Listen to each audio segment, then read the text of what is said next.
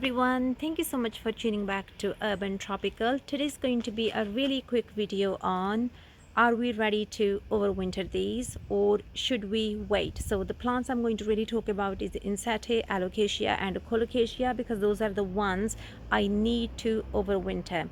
So cut long story short, you might have already started to prepare Ensete for overwintering, and you might decide, okay, I'm going to wait a bit, or depending on really where you are in the country or in the world. So I just want to share my experience, what I have done previously, and has it made any difference? So last year I overwintered one Ensete in the month of October somewhere, and one I overwintered in the month of December. Just to say, it wasn't last year, I think it was a year before that one, because last year everything pretty much was dead in my shed because we had freezing temperatures in my shed. So last year, sorry, discarded, going 2 winters back. And to my surprise, the longer you wait, the less hard work you have to deal with, and you have more survival chances, because when you store these beautiful plants, they do lose weight because all they have is moisture. The longer they are waiting in drying or dormancy, the more weight they're going to lose. So for example, this Ensete is really tiny, extremely tiny, and if I have to cut this one right now and store, I know I am going to lower its survival chances, so I'm going to wait. I might even leave it in the ground depending on my mood. The reason I might leave it in the ground, because this year I have got 1, 2 and 3 Ensetes, so for me, if one dies, I can live with that. Yeah, so deal done. I'm going to test this one in the ground, leave it there. This one I'm going to dig up, and I will not put it in my shed like I did last year. It's going into the loft, and so is this one. So Ensete, I will extremely emphasize that they can actually take -degrees temperatures, odd one, not consistent. So 2 winters before, they have hit -degrees and the leaves were still intact, and all I did was cut the leaves, wash it off and dried it, and then I was able to just store it, and it worked wonders. The only key thing I will mention is that try to leave as much space as you can between here and here because they almost starts to kind of sometimes go a bit rot here, and then it's just the way they dry. That means you have a bit more space to cut it, and you can always use a sulfur. I actually forgot to use a sulfur, but it still survived, so I was okay with it. Key thing is just keep an eye on it. Now moving on to the ones Alocasias and Colocasias. So we have experienced 0-degree temperature 2 days back, I think. Yeah, 2 days back. And now you can see all these, they still look like there hasn't been much shift in the temperatures. We know it has been. So what I'm planning to do is, if you are planning to store these as a house plants, then it's a good time to dig them up, settle them in their pots, and take them to your home to just start growing there, a little by little, because the main aim is just to shift them in the house rather than grow them. But that's an option. Because it's a big plant, it might have a really big comb. So the second option is I can dig it up, dry up the comb, and put that in a box and just store it. But I am not really inclined for that option yet, because I might just cut it right here and pot it up with the minimum soil and just put it somewhere on the windowsill, so that it's almost dormant, because I'm going to cut everything off and it's just light, tiny bit light going. I mean, I can't describe it, but that's the plan.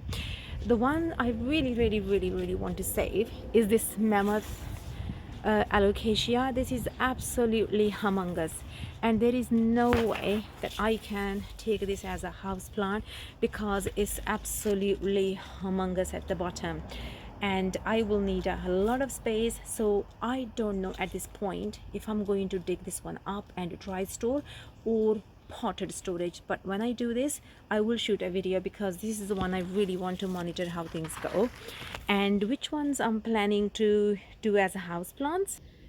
So these are the new varieties of Colocasias I have grown, and because they are so small in terms of size, I mean, you can see this is barely just under maybe just a foot and a half, I would say this one is a foot and a half. So my plan is actually I'm going to do the same. Even though I'm going to put it as a house plant, I'm not going to take any of the leaves with me. The main reason is just in case it has got any pest. I'm trying to create a biological control in my garden, so I don't use any sprays in the garden, but doesn't mean I wouldn't have a pest. I'll have the good ones and then the bad ones. So I just don't know. It could have anything.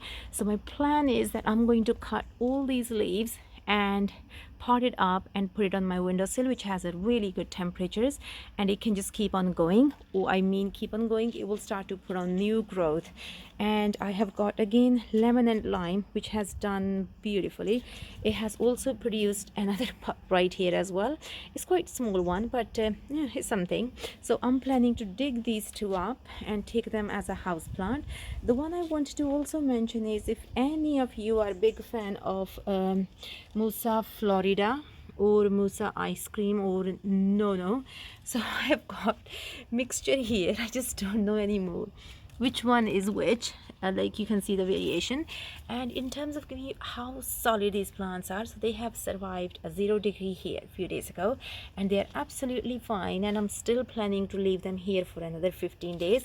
The whole point I brought them out was so that I can have a thicker stem and they could get more sunlight. But now I'm planning to pot these up into a bit bigger pot and plant all these three together just to save space. The reason they were actually outside because I lack space in my home. I got just too many plants which I'm trying to clear out.